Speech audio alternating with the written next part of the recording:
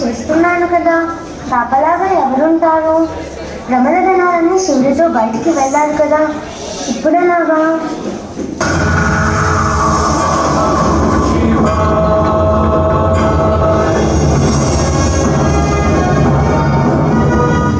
అమ్మా అమ్మా, నాయనా ఎంత బాగున్నావో, ఎంత బాగున్నాడో నా కొడుకు. ఏమన్నా తింటావా నాయనా? ఆకలిగా ఉందమ్మా. ఇదిగో నాయనా, ఈ లడ్డు తిను, చాలా బాగుంటుంది. అలాగే అమ్మా, తింటాను. బాగుందా? చాలా బాగుందమ్మా. నాయనా, నేను అభ్యంగన స్నానం చేసి వస్తాను, కాపలాగా గుమ్మం దగ్గర ఉంటావా?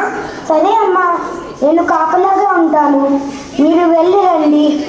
నా అనుమతి లేనిది ఎవరిని లోపలికి రానివ్వద్దు, సరేనా? సరే అమ్మా, మీరు నిశ్చింతగా స్నానం చేసి రండి, నేను చూసుకుంటాను కదా. నా బంగారమే. ఇదిగో నాయన, ఇదే నీ ఆయుధం.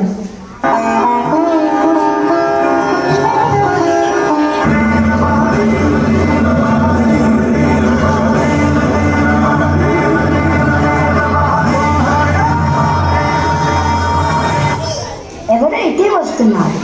అమ్మ ఎవరిని లోపలికి రానివ్వద్దని చెప్పింది కదా.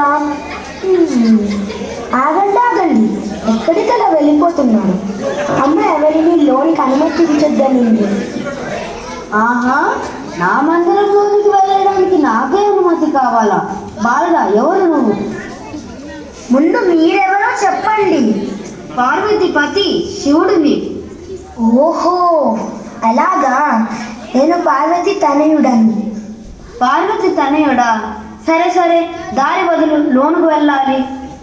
వీల్లేదు, అమ్మ ఆజ్ఞ లేనిదే ఎవరు లోనికి వెళ్ళకూడదు. ఏమిటి మొండితనం? నేనెవరో తెలుసా? చెప్పారుగా, పార్వతి పతి అని. బాలుడా, అడ్డు తప్పకు. కుదరదని చెప్పానుగా. నాకు క్రోధం తెప్పించవద్దు. మహాదేవుని ఆజ్ఞని ధిక్కరిస్తావా? బాలక, పక్కకి తప్పుకో, నీకు ఇది మంచిది కాదు. నాది అదే మాట. దారి వదులుతావా లేదా? ఎన్ని మాటలు చెప్పాలి? కుదరదని. వెళ్ళి రండి.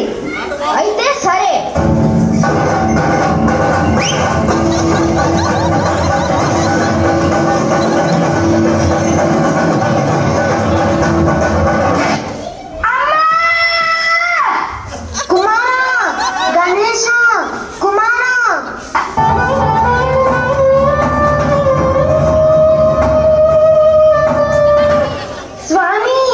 అయ్యో, ఎంత ఘోరం జరిగిపోయింది.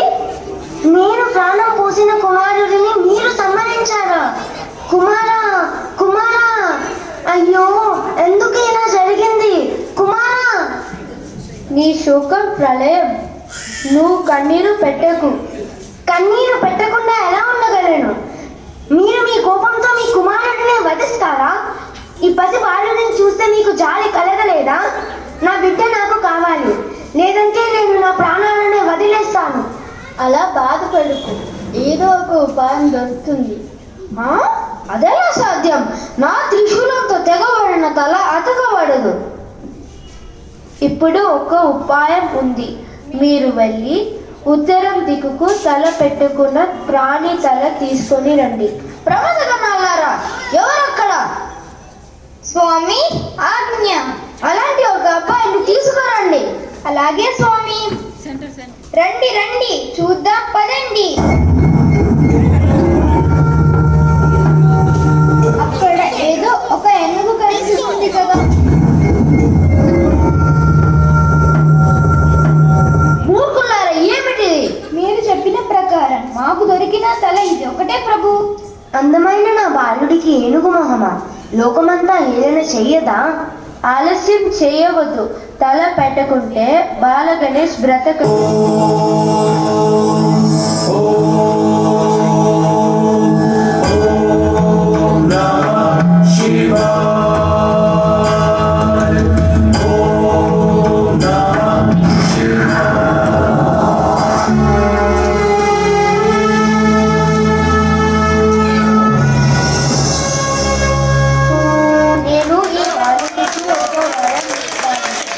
ప్రపంచంలో ఎప్పటికీ ప్రజలందరూ ఈ బాలుడికి పూజలు చేస్తూనే ఉంటారు.